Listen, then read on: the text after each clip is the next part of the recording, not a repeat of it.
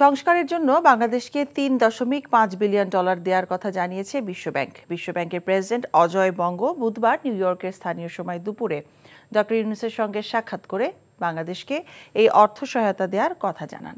বৈঠকে ডক্টর ইউনূস তার নেওয়া সংস্কারমূলক কাজের জন্য বিশ্বব্যাংকের আরও সহায়তা চান। প্রধান উপদেষ্টার প্রেস উইং জানায়, নিউ ইয়র্কে জাতিসংঘ সদর দপ্তরে জাতিসংঘ সাধারণ পরিষদের সাইড লাইনে প্রধান উপদেষ্টা অধ্যাপক মোহাম্মদ ইউনূসের সঙ্গে এক বৈঠকে বিশ্বব্যাংকের প্রেসিডেন্ট ডলার সহায়তার এই ঘোষণা দেন। এদিকে বুধবার স্থানীয় সময় বিকেলে নিউ ইয়র্কে জাতিসংঘ সাধারণ পরিষদের সাইড লাইনে চীনের পররাষ্ট্রমন্ত্রী ওয়াং ইর সঙ্গে প্রধান উপদেষ্টা ডক্টর ইউনূসের সৌজন্য সাক্ষাৎ হয়। সেখানে চীনকে বাংলাদেশের জনগণের পুরনো বন্ধু বলে আখ্যা দিয়েছেন অন্তর্বর্তী সরকারের প্রধান উপদেষ্টা doctor Mohammad Yunus.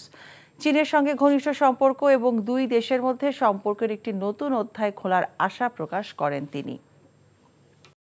I think আমি লাভ উইথ ইউ। ভালোবাসা কি এভাবেই হয়? ভালোবাসা এমন সব লজিকের ঊর্ধ্বে, জাস্ট ম্যাজিক। মেঘের মুলুকে তোকে নিয়ে ভেসে যেতে রাজি আছি, সব পথ ভুলে আমি তোর কিনারায় এসে দাঁড়িয়েছি। অনেককে তুমি এতদিন যেভাবে দেখেছো, এরপর থেকে তুমি সেভাবে পাবে না। তুমি কি আফসোস হওয়ার কথা বলছো বাবা? You are good human being. আমি আমার মায়ের মতো হয়েছি। কাজটা তুমি ঠিক করেছো। আমার মনে হয় তোমার বাবা তোমাকে অনেক ভালোবাসে। মানে আব্বুর বাড়ি গাড়ি টাকা পয়সা এই সবকিছু খুব দরকার তোমার।